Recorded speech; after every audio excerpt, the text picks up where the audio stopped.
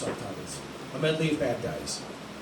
He showed up drunk, a syringe tattoo turned into a knife, put out a lit cigarette on his tongue, like a guy hit by lightning strike left thirsty the rest of his life, or wine country scavengers left death by cannon bursts. He carried cyanide in his shoes, knew creepy people, figured creepy people must want to blow up other creepy people, so sold explosives. In the joint, he rigged the bedsheet and magazine, fanned himself by waving one toe. He gave me a grave. I made for myself a little open door. Florida. She made me chase a lizard from her house. I should have known right there. Then she went and married the worst kind of bastard, the kind that could kick my ass. He was a Cajun screw from Port Arthur, Texas. Got a blowjob, didn't feel a goddamn thing. Don't think you're owed now, just because I got a lot of shit. Don't mean it ain't all mine. Kind of guy could never write the novel of his own life. Why? Because he doesn't know how to laugh or cry at the right parts. The beginning of that is a line from Fred Friction put out a lit cigarette on his tongue. In a recording session where Brian Henman also did a vocal for me, I thought Brian was going to be here, but no such luck. This is a companion piece to this one. It's called Pieces of Prison in 2 numbered and subtitled parts. Pieces of Prison. 1. Situation at Utah felon tank. You never have a problem in a jailhouse with smokes, except in Utah. You can't smoke in Utah jails. I was in a felon tank with guys getting shipped to the pen, keystring tobacco, sticking cigarettes up their ass. 2. Frog in state pen. Word was Frogland gave visions. So we got a hold of a frog, gave it a squeeze, squirted this white shit onto a welding mask, let it dry, snorted it, and from every hole in him, that man evacuated poison.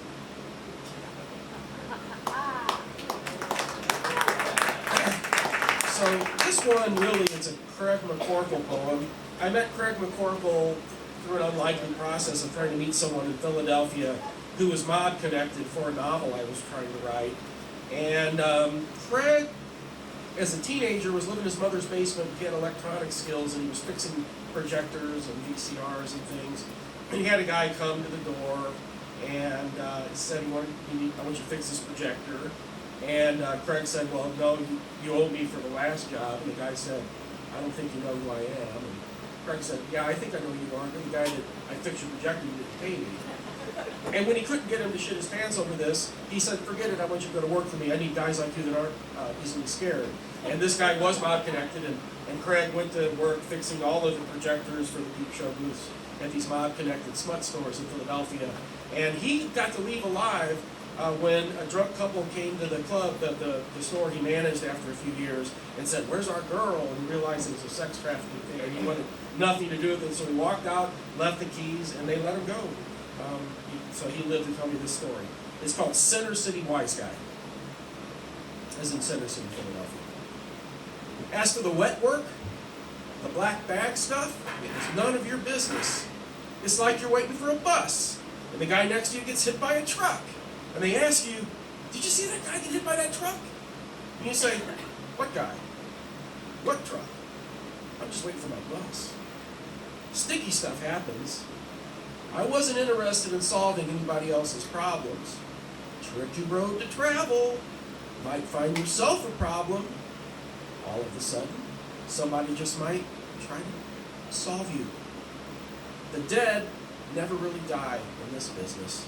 Their names come up, and then they have company in the Cadillac Club. And suddenly you are in Hurricane Alley, watching the shitstorm move down the beach at you.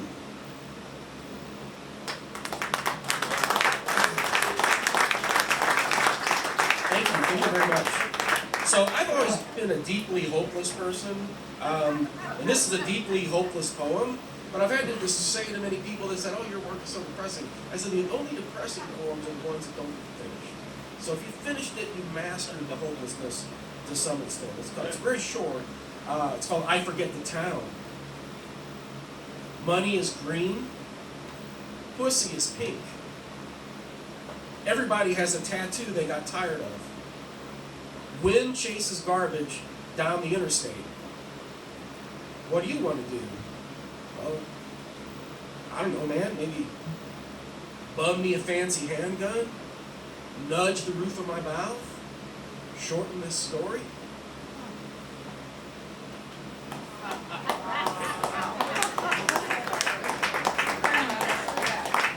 So I'm reading all these from a little book of mine called Shape of a Man. I chose to read all the poems from this book because it'd be easy, because it's in one place, and also because I have some.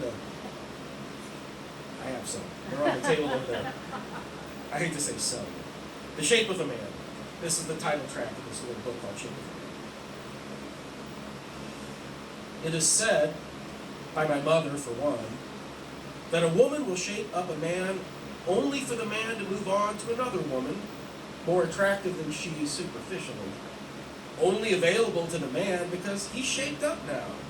It is sad, she said, but it's in our nature. There's nothing a woman can do. We can't stand to see a man so shapeless. But he can't stand still long enough for us to shape up his sorry heart and soul the way we clean up his awful things and body habits just before he goes.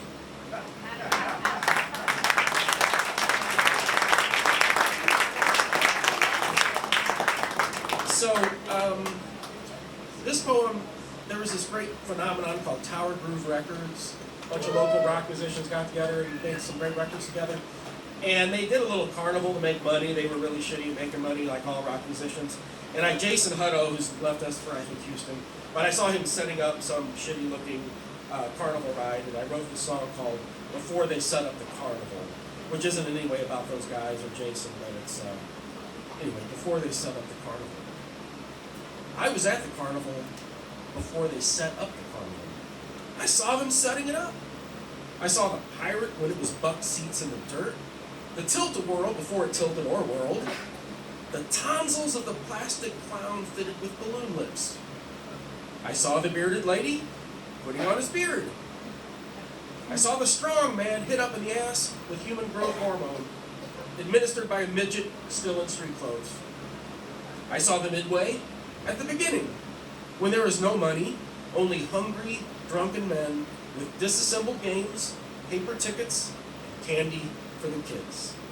I saw you. When no one saw the you in you that dazzles everyone now, but not me.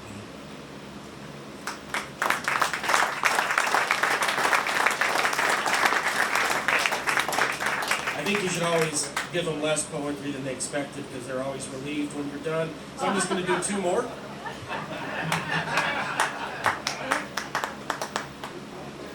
I'd say leave them wanting more, but there's no such thing with live poetry. I just picked this one because I thought we were at a tavern, but we're not. It's a true story. It's called I Love Taverns When They're Empty. I love taverns when they're empty. Barmaids filling glasses with fake tips, sneaking pages between slivering lemons. It takes courage to enter a bar when it's empty, courage or desperation. I admire courage and find the desperate quotable. I met a witch in an empty bar. She was courageous, not desperate. We smoked pot from an elk antler. She told me she stripped in clubs in secret to finance a wedding that was a failure. I don't meet her in a crowded bar. Empty bars never have after-hour stragglers from the hematology conference crowd. All of my fist fights were lost in a crowded fucking bar. I love empty bars. I like drinking alone. Drunks can be such bores.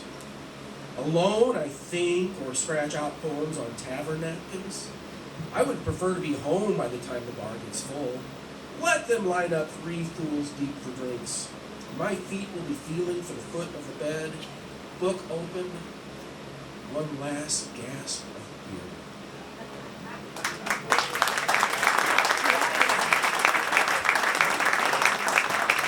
So I'm gonna do one more number, then I'm gonna call the band back up here.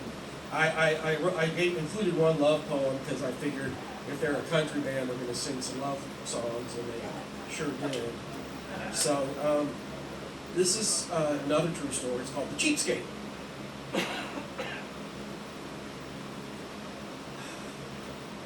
I got to the last poem grief had to give me, but the grief stayed on like a cheapskate guest.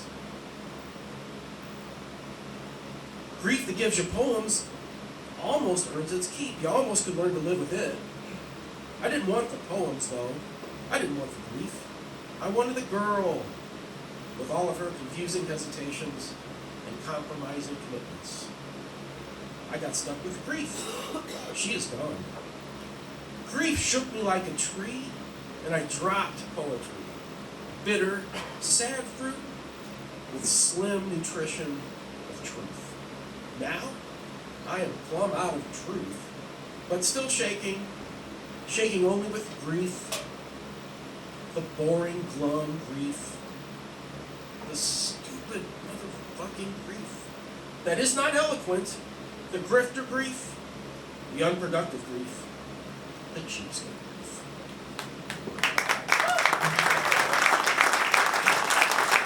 I'd like to welcome back up to the bandstand, Mark